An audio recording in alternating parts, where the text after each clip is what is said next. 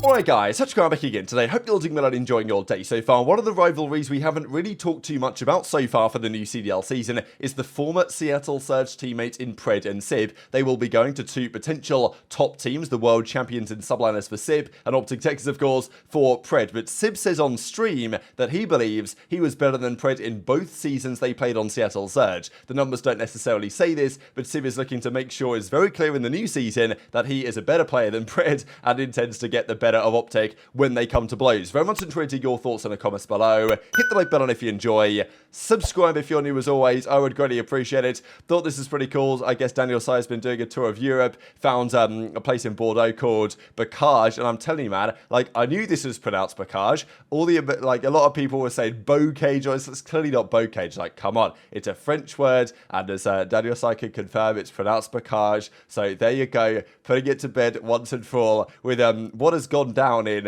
you know, people will look back on Boh-Kahj with thinking it was a pretty good map. I don't know. I'm not going to comment on it. I don't think it was a particularly good map, but it was quite entertaining to watch, to be fair. And some players such as Pred really enjoyed their time on that map, and maybe a Boh-Kahj remastered in future could be interesting. I also did want to mention here some nice words from Nadeshot, because we saw yesterday BoZe pretty much defending Nade and saying, look, why is Crim keep going on about this type of stuff? Like, you know, Nade's my boy and all this stuff, and, you know, thinks he handled it pretty well. And BoZe is obviously talking about his potential return to competing for the new season. There has been some discussion about OpTic Nation, whether this could be done. As even as BoZe says, Killer and I could, you know, play a map, not communicate, and still know what we're going to do, which is cool to see between the old friends. But, you know, potentially, because, you know, BoZe and Killer, they're on that OpTic Nation team way back in the day. And we know that methodZ has made it quite clear for the new season that he wants to play in challengers, or he at least wants to grind something, you know. He wants to start out the game, play tourneys, potentially put a team together to scrim a little bit, whether that is with BoZe, whether that is with, you know, maybe they get Cocktane in for the fun, I don't know. They'll try and find a team potentially they could put together. And BoZe actually says, you know, I wish maybe new game on go back into S&D nerd grinder mode, always down to grind challenges or something, just need the right three. Maybe it's time I meet some new amateurs. So yeah, and obviously Ghostie's in the replies, and we've got Claire in the replies saying Money Biscuits coming back. So yeah, BoZe's one of my favourite content creators and players in COD history, really. What a character, honestly. And I look back so fondly on those days when every single night I would be watching Nadeshot and BoZe Road to 100-0, Search and Destroy 2v2s on Black Ops 3. I know a lot of people as well that have, you know, even just like casual COD fans that never really followed competitive that closely, that watched every single Road to 100-0 2v2 with those guys. So yeah, good to see that they're still boys, and Nadeshot actually just says, like, Muddy Biscuit's a real one. Just talk about him. There's nothing you can really do. Yeah. That's my dog right there. Honestly, very well put, dude. BoZe is my A1 day one, dude. Always will be. My guy. All right. You know, like, BoZe used to catch a lot of flack. I don't know if it's still the same amount from, like, the OpTic Gaming subreddit and the COD competitive subreddit. Like, people always wonder, like, why OpTic kept BoZe around and why, like, we're all still boys with BoZe. Like, for all the things that people would say about Mark, about how he doesn't care, he's disrespectful, he doesn't grind, whatever. All this shit that this man has had to deal with, there's a reason why he's still been a part of OpTic and why everybody with him the way that we do. Like, he's just, it's Money B. He's the man. Like, everybody gets along with him for the most part, bro. He's always got your back. I mean, he's as much OpTic as anybody else, bro. That's my guy. Now, there's, of course, been quite a lot going down on stream over the last few days, mainly the Nadeshot versus Crimsic stuff, but there's also been some talk with Cocktane, of course, putting the stream on. He did actually mention what it's going to take for him to return to competing, and, well, it ain't going to happen. The only way that what he says is going to come true, basically what he says, I'll share the clip in a second, is that if we're playing Black Ops 3 again, he's going to make the return. So, good to see some Black Ops 3 love here from Cocktane, but no surprises. Everyone knows that game's unreal, at least in my opinion. But I know that people are saying, oh, maybe they remaster Black Ops 3 at some point. You've got to feel like they might. I don't know what Microsoft's perception on those remastered old titles will be when they come in, shortly enough, it seems, as it stands. And there also has been some talk that 2024's game, right, so next year's game, is going to be a Treyarch title, and the rumor is that the year after that is going to be a continuation of that Treyarch title with all of the Black Ops 2 throwback maps added in. So, you know, some people are saying, well, why not just remaster Black Ops 2 at that point? Which maybe is an option there. Obviously, I'd love to see it. I'm not going to try and jinx it or anything like that. But if they were to remaster Black Ops 2 or get very close to doing so or bring back all the old Black Ops 2 maps, that's not too far away from something similar for Black Ops 3. But this is what Cocktane has to say. But also in the background we can hear in another clip with, well, they're playing some ranked play. Haggy's calling out like a madman, which is pretty funny. And Sib in the background is saying, of course, now with the New York Subliners, that both years they played, he was the best player on their team. And I don't think anyone's denying that Sib was better than Accuracy and was better than Mac, but better than Pred is another argument entirely. If MW3 is goated, would I come back? Chat, I'm not coming back. I'm all these people ask me this shit every time I stream all day. I'm not coming back, chat. It's not happening. All right, it's not happening. The only time I'm coming back is if Black Ops 3 is the game that we are playing. There you go. How about that? If we're playing Black Ops 3 for the competitive season, I'll come back. Nah, I need a recount on that head-to-head online. Online is crazy. Calling for gays, bro. And Dante's never been a best player on his team. Bro, So yes, I have, bro. Okay, when? First year, bro. First The year. fucking beast, bro. Wait, Vanguard? Okay, so we're just missing AG. We're just Wait, did you say you're better than AG at Vanguard? He thinks he's better than AG at Vanguard. Yes, I think it's better than him in every game, bro. Maybe. Okay. That's a take. Nah, Vanguard's a take for sure. Yeah, one guy's our top ramp blocking spawn, one's on the showers on you, one's top glass You're on crazy you. for that. You're crazy. They're literally two in cabin, one more in cabin, Sam. One more in cabin, Sam. So I guess it's about time then we look at some Lion Man cards. Now, Lion Man cards don't tell the entire story, obviously, but they're still good enough to at least look at. Now, I guess we will begin with this Lion Man card from the 2022 season, when Sib first came into the league on the Vanguard year with the Seattle Surge. He got a 91 overall.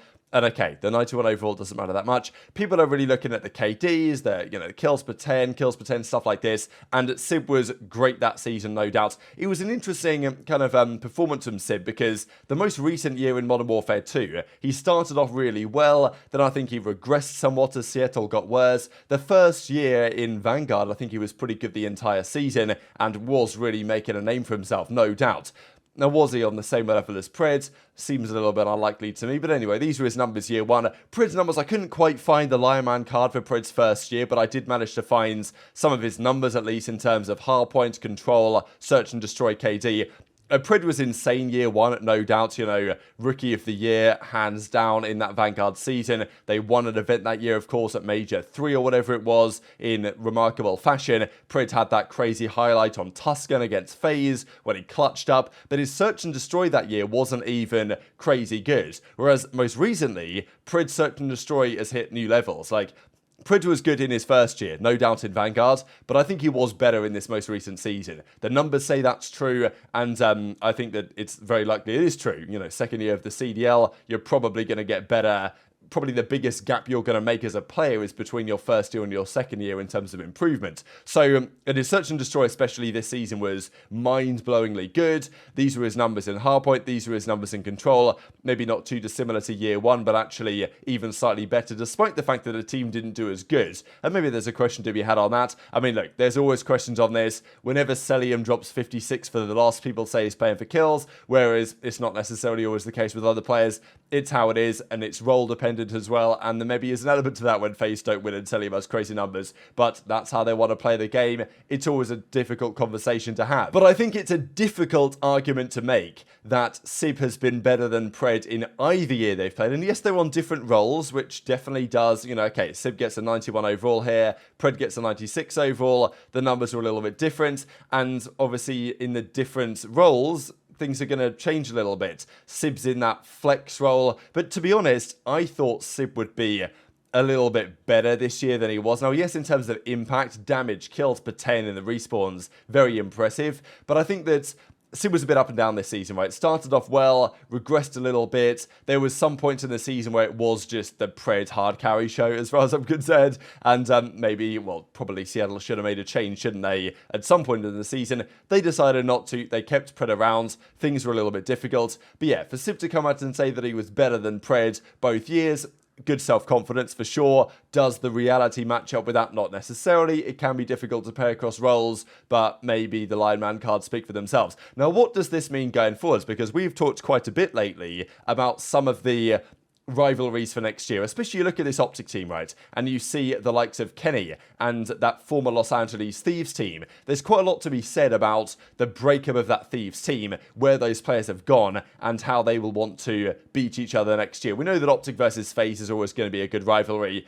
There's nothing that's, you know, necessarily going to add to that. But Kenny going to OpTic, whereas Drazah is going to FaZe, that's pretty nice to see how those two get on. And there will always be an element with players that are competitive that they want to prove that, you know, because Drazah could have been an option for OpTic. That didn't happen. Kenny comes in instead. Kenny will want to prove he was the better option to Drazah. Drazah will want to prove he made the correct decision by going to FaZe instead. Even in Envoy's case, right? Envoy was potentially an option for OpTic. They decided to go for Pred, but in the early days, it was considered maybe even Envoy and Drazah could be the two players joining the Green Wall alongside Dashy and Shotzzy for the new season. So there are some nice storylines developing there, of course. You know, the whole Slasher thing going to Boston, same with Priestahh. Priestahh and Boston versus New York is going to be very spicy after they dropped him. Slasher versus FaZe is going to be nice just to see, can he get one up on them and prove that maybe they made the wrong call in getting rid of him. That's what these competitive players will intend to achieve. But on the Subliners side, there hasn't really been too much talk about interesting rivalries. We'll come to this in a second. Outside of the obvious existing ones with, well, Kismet versus Scrappy and Toronto is going to be kind of nice. And then, as we said, we've got Priestahh versus New York. I mean, Priestahh's obviously going to want to prove on that Boston team they made the wrong call getting rid of him.